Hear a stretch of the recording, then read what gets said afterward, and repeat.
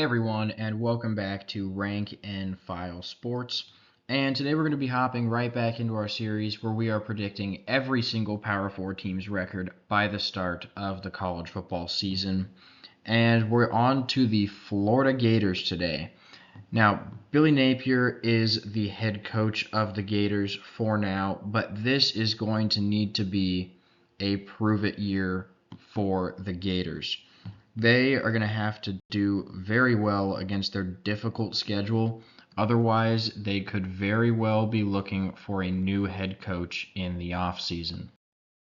I mentioned the difficult schedule, and even that might be an understatement.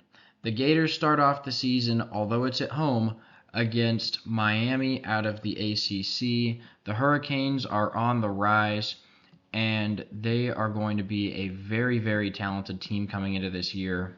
It is a home game, but it's a very tough one to start out the season. Samford is going to be one of their lone guaranteed wins this season. That'll be a pretty easy one for them before the SEC home opener against the Texas A&M Aggies. The Aggies probably are the better team. This one's going to be a real tough game to predict. Definitely going to be close and a fun game to watch. Road trip to Mississippi State won't be too terrible. Mississippi State isn't one of the better teams in the SEC. They'll be finishing near the bottom of the conference this year. Luckily for Florida, they have a bye week before getting into a little bit tougher portion of the schedule with UCF at home. UCF is a very, very quick team this year. They have a lot of speed, and they're going to be a tough team to beat. Even though Florida has this at home, I think this one could actually be close and a tough game to win for the Gators. The road trip to Tennessee is going to be very difficult. Nico Iamaleava and the Volunteers have a very, very talented team this season. We had them ranked in the top 15 of our preseason rank and file poll. Following that is a home game against Kentucky, who we considered ranking but had to leave out. So another pretty tough game there. This one is at home, so the Gators will most likely be slight favorites, but it's still definitely going to be close. And then following the second bye week is one of the worst 5-week portions of a schedule I have ever seen. All 5 of these teams are ranked in the top 10 of our rank and file poll, and 3 of the games are on the road. It starts off with a brutal road trip to their rivals, the number 2 ranked Georgia Bulldogs. Following that is the number 3 ranked Texas Longhorns, before a home game against number 7 LSU, another home game against number 6 Ole Miss, and finishing it out with a road trip to number 9 Florida State. That is absolutely brutal, and it's going to be near impossible for the Gators to win any of these games. All 5 of those teams are much more talented. They all have explosive offenses. It's going to be a very, very rough end to the season there. Florida does have 7 home games and 5 away games, but with 6 top 25 opponents, they have a schedule difficulty of 9.5 out of 10. The lone guaranteed win this year for the Florida Gators is Samford. This is an FCS opponent for Florida, and we don't expect them to put up much of a fight against the Gators with no disrespect meant towards them in any way. The lone likely win for Florida this year is UCF. Gus Malzahn's done a great job as the coach of the Knights over the past few years. But this game's at the Swamp. It's one of the most intimidating atmospheres in college football in our eyes, and UCF being in the Big 12, especially now with the departures of Oklahoma and Texas to the SEC, they're not used to those environments. And because it's relatively early in the season and because of the home field advantage for Florida, and Florida's roster is still pretty good, even though we don't expect Florida to win very many games this season. So we think Florida takes advantage of their home field in this one and comes away with a win. Looking at the toss-ups for this Florida team, we have Miami, Texas A&M, Mississippi State, and Kentucky. Starting off with Miami, this is a Miami team that a lot of people are going to be penciling in as beating Florida this year. They do have a better roster. Their quarterback Cam Ward is, as I've said several times, in our view, the best transfer quarterback in this year's class. But we think some people are failing to consider that this game is going to be played at the Swamp.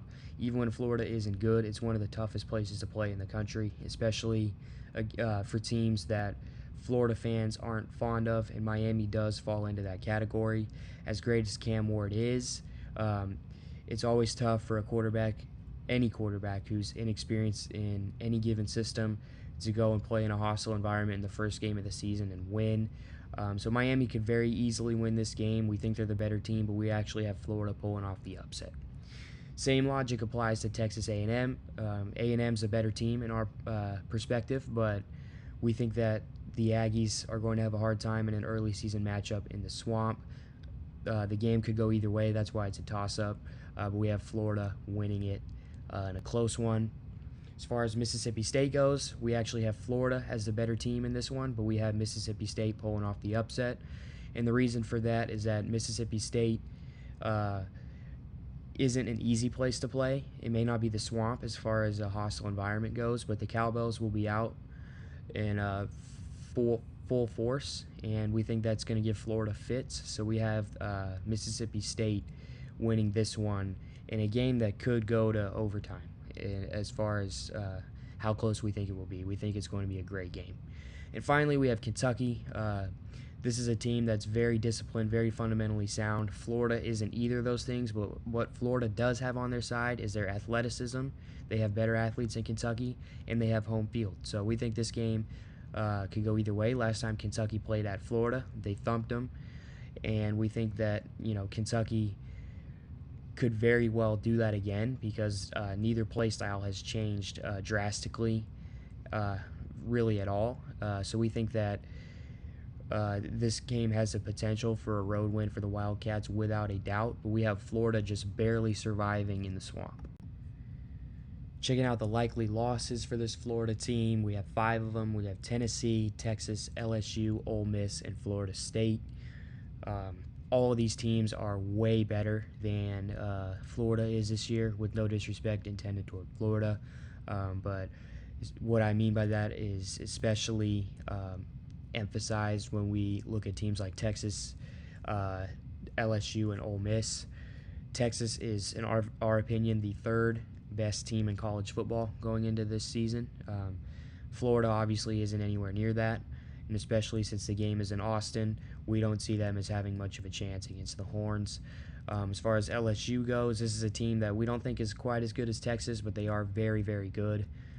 Their defense last year was, in our view, an anomaly. We think they'll be back on track this year and one of the better defensive units in the SEC. And given that information, as well as LSU's at this point a tradition of being one of the best offenses in the country, with that combination, we don't see Florida standing much of a chance. Finally, with Ole Miss, we think that Ole Miss's offense is probably the best in the SEC, if not college football, going into 2024. Florida is neither great on offense nor are they great on defense. So we think that Ole Miss, with Lane Kiffin's offensive strategy, we all know he's a brilliant offensive strategist. We think Florida is going to have a really hard time with this one. As far as Tennessee and Florida State go, Tennessee is definitely the worst team on the likely losses list for Florida this year, but we think Coach Heupel is, obviously a brilliant offensive mind like Lane Kiffin is over at Ole Miss. We think that's going to give Florida a really hard time this year, especially since the game is in Knoxville. We don't see this as being a very competitive one. Pretty easy win for the Vols. Finally, with Florida State, this is going to sting for Florida fans since FSU went into Gainesville and won last year. We think Florida is going to get smoked against Tallahassee, or in Tallahassee, because Florida State may not have the same caliber of roster they did last year, but they are still the best team in the SEC, or ACC in our eyes. So we think that FSU is going to win probably by 20. 20 to 25 points. Florida's got great athletes. They'll eventually turn it around. This is a team that we think is a sleeping giant in the landscape of college football. The state of Florida is rich for recruiting. Lots of talent there, so all they really need is a right coach. It could be Napier, but we don't think he'll be able to show that this year. So the likely losses, we don't see Florida upsetting any one of these teams, even though in the past videos are under likely losses. We have said, this is unlikely to happen, but we are picking it. Not the case for the Gators in this one. Finally, we have the lone guaranteed loss for these Gators this year. It is Georgia. This is going to sting for Florida fans. We know that Florida and Georgia don't like each other, but the last time Florida beat Georgia was in 2020. That Florida team was a great team. If not for, one of their players throwing an LSU player's shoe 15 yards downfield, we think that this team could have competed for a national championship that season. This team is far from that team. This team is talented, but again, this is Georgia we're talking about. In our opinion, Georgia's the best team in college football. Really a 1A, 1B situation with Ohio State. We think Ohio State's slightly better. A lot of people will disagree with that, but that's beside the point. We think Georgia is going to especially manhandle Florida in a neutral environment in Jacksonville. We think that this game is going to really be a tough way to potentially end Billy Napier's career in Florida. It could be the nail in the coffin.